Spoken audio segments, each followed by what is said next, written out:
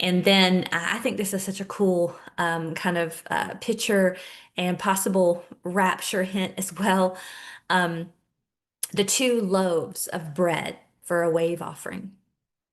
And so this is really, really neat because it just screams us. It screams the church being both Jew and Gentile. So two loaves of bread made with leaven and salted for a first fruit offering.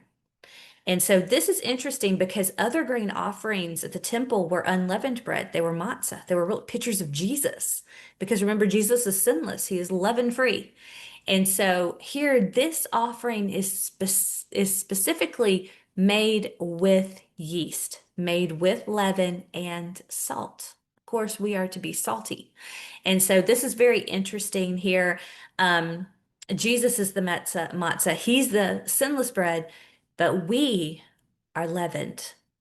We um, we are holy because he is holy, and we're salted because of the Holy Spirit inside of us. So this makes an interesting type of the rapture, also a type here of looking at the first fruits being Jew and Gentile in Jesus. So the rest of the harvest would follow, and the wheat is harvested using a tribulum. And so here's a picture of a tribulum, but I think that in and of itself, just to know that here, there's the first fruit harvest of the two loaves that are waved, but the rest of the wheat that's harvested, it is harvested by a tribulum.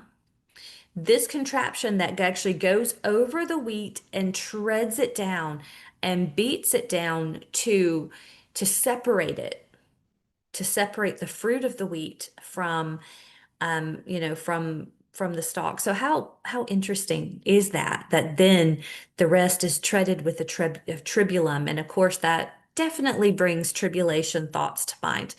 So James 1:18, he chose us to give us birth through the word of truth, that we would be a kind of first fruits of his creation.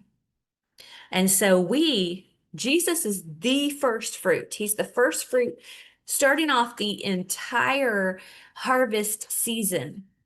But we are also referred to as a type of first fruits.